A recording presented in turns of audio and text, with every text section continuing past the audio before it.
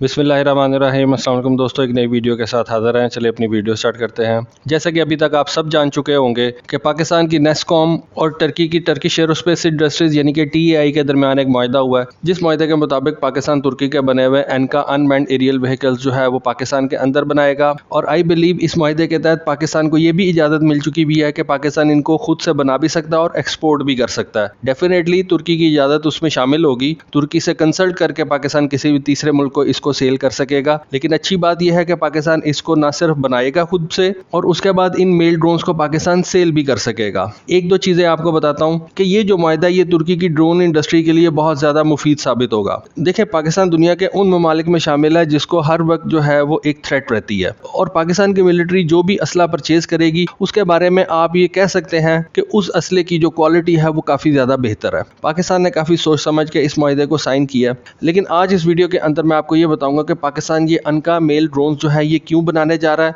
और इनकी क्या इम्प्लीकेशंस होंगी आने वाले दिनों के अंदर। देखिए, आप सब एक बात तो जानते हैं कि पाकिस्तान ने रिसेंटली चाइना से 48 विंग लॉन्ग 2 ड्रोन जो है वो परचेज किए हैं। अब पाकिस्तान की जितनी बड़ी एयरफोर्स है उसके हिसाब से 48 या 50 ड्रोन जो है आई बिलीव कि ये इनफ होने चाहिए। लेकिन पाकिस्तान ने इससे पहले ये भी अनाउंस किया कि प्रोजेक्ट अर्म के तहत पाकिस्तान जो है वो अपने मुल्क के अंदर मेल ड्रोन बनाएगा। फिर पाकिस्तान ने विंग लॉन्ग 2 परचेज कर ली है, अच्छी खासी तादाद के अंदर परचेज की है, छोटी तादाद नहीं है 50 की। उसके बाद अब ये खबर आ गई है कि पाकिस्तान की नेस्कॉम और ये जो TAI है यानी कि जो टर्किश एरोस्पेस इंडस्ट्रीज है जो कि अनका को बनाती है, इन्होंने आपस में मुआहदा किया है और ये जो अनका मेल ड्रोन है ये पाकिस्तान के अंदर बनेगा। ये तीनों खबरें अगर आप इकट्ठी करें, 50 की तादाद में विंग लॉन्ग 2 को परचेज करना, उसके बाद प्रोजेक्ट अज़्म के तहत अपना एक मेल ड्रोन बनाना, और उसके बाद तुर्की के साथ मिलकर ये अनका ड्रोन की प्रोडक्शन करना, ये 3 खबरें आपको क्या बात बताती हैं। देखिए, अब इन 3 खबरों को मैं मजीद एक्सपैंड करके आपको समझाता हूँ। देखिए, एक पाकिस्तान के ऊपर एक बात आई कि ये जो पाकिस्तान का JF-17 थंडर है, पाकिस्तान ने इसको इंडक्ट करने में बहुत ज़्यादा जल्दी की।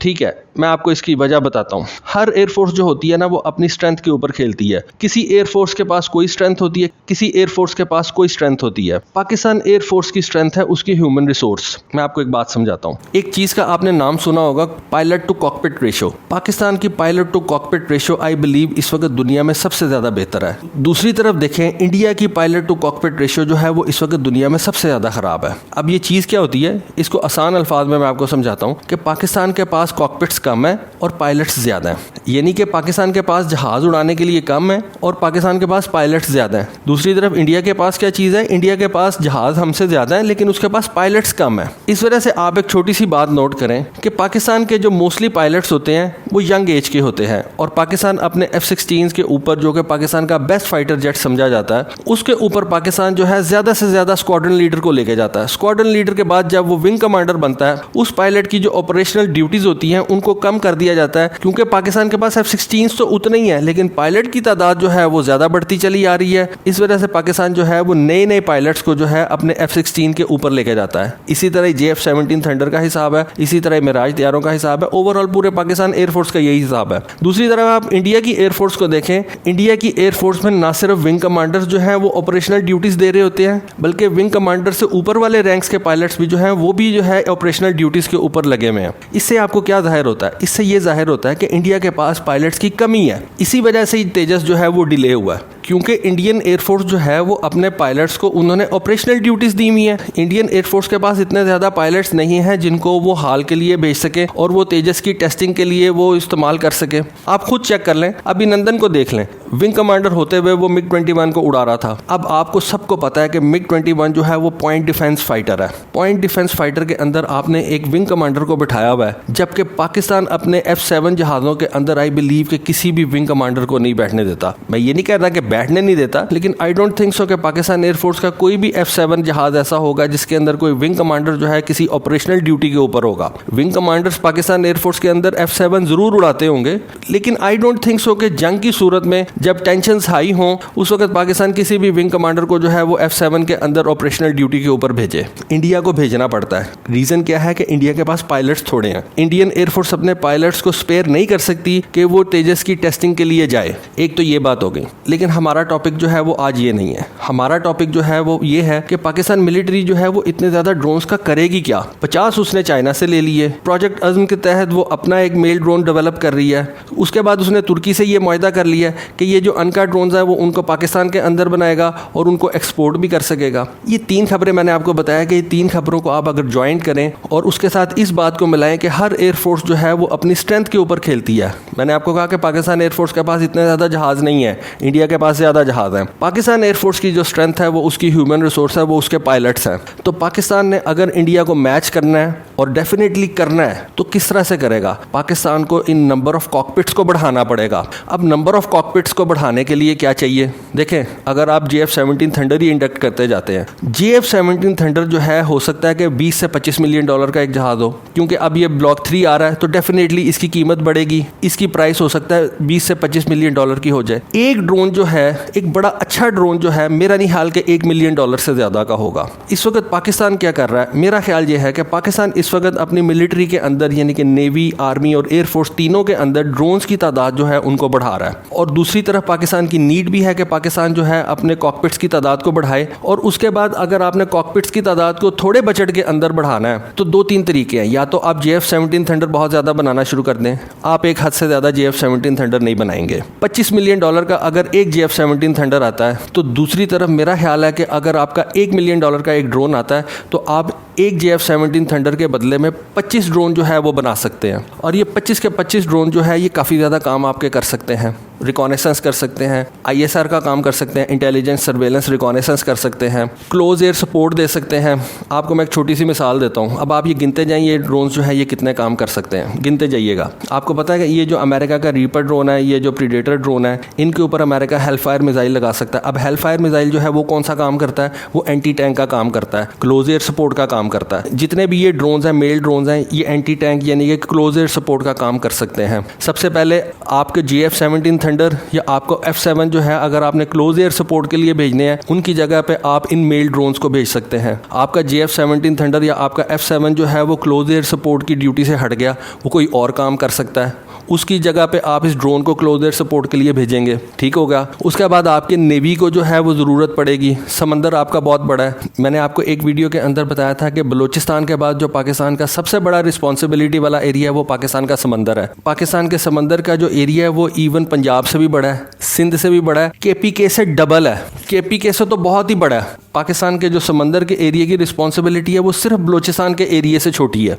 इतने ज़्यादा बड़े समंदर को अगर आपने हर वक्त स्कैन करना है तो उसके लिए आपको इन ड्रोन्स की ज़रूरत पड़ेगी। आप कितने ज़्यादा ये लिनिएज 1000 वाले जहाज़ जो हैं वो इंडक्ट करेंगे, आप कितने ज़्यादा ये ATR-72 जहाज़ जो हैं वो बनाएंगे, आप कितने ज़्यादा और MPAs जो हैं उनको बनाएंगे, पैसा लगेगा। सस्ता सोल्यूशन क्या है, आप ड्रोन्स को इस्तेमाल करें। ड्रोन्स ने ना थकना है, ना उसने आपसे कोई एक्स्ट्रा चार्जेस मांगने हैं, ना आपको उसको कोई ज़्यादा पे करना पड़ेगा। देखें जब F-16 बना था ना तो पाकिस्तान के अंदर एक बात मशहूर है कि ये F-16 ऐसे लगता है कि बना ही पाकिस्तान के लिए था। सिंगल इंजन है, इतना बड़ा है कि ये पाकिस्तान की ज़रूरियात को पूरा कर सकता है। मेरा ख्याल है कि पाकिस्तान एयरफोर्स और पाकिस्तान नेवी ने यह फैसला कर लिया है कि नेक्स्ट इन्वेस्टमेंट जो है वो पाकिस्तान इन ड्रोन्स के अंदर करेगा। और अपने पायलट्स जिनकी तादाद उसके पास बहुत ज़्यादा है और पाकिस्तान के पास इतने ज़्यादा कॉकपिट्स नहीं है कि वो अपने सारे के सारे पायलट्स जो हैं वो उनको खपा सके, तो उनके लिए पाकिस्तान ने क्या सोचा कि उनको वो ड्रोन्स की तरफ लेके जाएगा। और पाकिस्तान एयरफोर्स के पास जो कॉकपिट की तादाद थोड़ी है उसको मज़ीद बेहतर करने के लिए पाकिस्तान जो है वो ड्रोन्स को इस्तेमाल करेगा। फिर एक और चीज़ है, आपको पता है इंडिया S-400 लेने जा रहा है, डेफिनेटली पाकिस्तान के बॉर्डर के ऊपर लगाएगा वो। उसका जो चाइना के साथ बॉर्डर लगता है, एक बात ये कि वो तो है ही बहुत ज़्यादा माउंटेनियस एरिया, वहाँ पे आई बिलीव कि S-400 उस तरह से परफॉर्म ना कर सके, क्योंकि पाकिस्तान इंडिया का जो सारा बॉर्डर है वो सारे का सारा या तो रेगिस्तान है या प्लेन फील्ड्स हैं। S-400 को पाकिस्तान को काउंटर करने के लिए क्या चीज़ की ज़रूरत पड़ेगी, या तो पाकिस्तान जो है वो अपने मैंड जहाज़ भेजे, दूसरा क्या हो सकता है कि पाकिस्तान S-400 के डिफेंस को सैचुरेट करने के लिए ज़्यादा से ज़्यादा ड्रोन भेजे। इस वजह से मेरा ख्याल है कि पाकिस्तान एयरफोर्स जो है वो इस वक्त ज़्यादा से ज़्यादा ड्रोन जो है वो अपने अंदर इंडक्ट करना चाह रही है, क्योंकि एक तो उसने S-400 को भी देखना है, उसके अलावा उसने ये भी देखना है कि थोड़े से बजट के अंदर मैं ज़्यादा से ज़्यादा कॉकपिट किस तरह से क्रिएट कर सकता हूँ। कॉकपिट तो नहीं होता लेकिन वो हेलफायर मिसाइल तो लेके जा सकता है, वो एक टैंक का सर तो फोड़ सकता है, वो आपके आर्मर्ड पर्सनल कैरियर जो हैं उनके ऊपर तो जाके वो हेलफायर मिसाइल फायर कर सकता है। अब हेलफायर मिसाइल नहीं है, ठीक है, कोई और मिसाइल तो होगा जो एंटी टैंक मिसाइल होगा।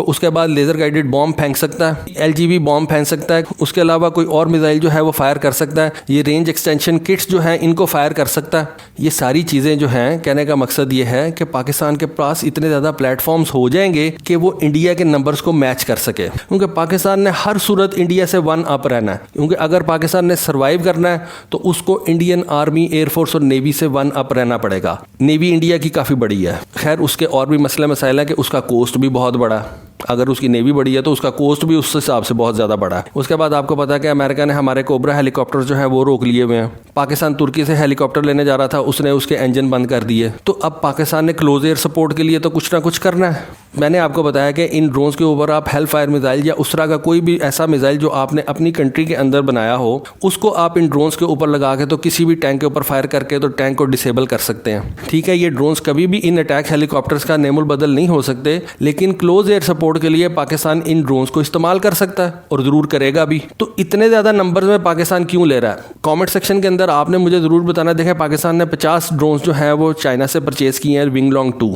फिर पाकिस्तान प्रोजेक्ट अज़्म के तहत अपना एक ड्रोन बना रहा है। अब तुर्की से पाकिस्तान ने यह मुआहदा किया है कि उनका जो अनका ड्रोन है वो पाकिस्तान अपने मुल्क के अंदर बनाएगा। पाकिस्तान इतने ज़्यादा ड्रोन्स के ऊपर जो इन्वेस्टमेंट कर रहा है, उसकी क्या रीज़न आपके सामने आती है? मेरे सामने तो एक ही रीज़न नज़र आती है कि आपके पास एक स्ट्राइक कैपेबिलिटी आ जाती है जो कि बहुत ज़्यादा सस्ती है और आप उससे बहुत ज़्यादा रिस्क ले सकते हैं। देखें, आप S-400 की तरफ अपना कोई मैंड जहाज़ भेजते हैं तो उसका रिस्क बहुत ज़्यादा है। ये पॉसिबिलिटी है कि S-400 जो है वो आपके जहाज़ को हिट कर दे। आपके पायलट का क्या बनेगा? आपका पायलट जो है वो कैप्चर हो सकता है, उसकी जान जा सकती है। ड्रोन में आप रिस्क ज़्यादा ले सकते हैं, ड्रोन को आप ज़्यादा अंदर भेज सकते हैं। आपको उसकी परवाह नहीं होगी कि इसके अंदर कोई पायलट बैठा हुआ है, लेकिन ये स्ट्राइक कर सकता है उसी तरीके से जिस तरह से एक फाइटर जेट कर सकता है। उस तरह से वेपन नहीं लेके जा सकता, लेकिन डेफिनेटली ये अच्छे तरीके से स्ट्राइक ज़रूर कर सकता है। तो दोस्तों, ये कुछ ऐसी चीज़ें थी जो मेरी समझ में आती हैं कि पाकिस्तान क्यों ड्रोन्स के अंदर इतना ज़्यादा इन्वेस्ट कर रहा है। आपकी इसके बारे में क्या राय है, प्लीज़ ज़रूर बताइएगा।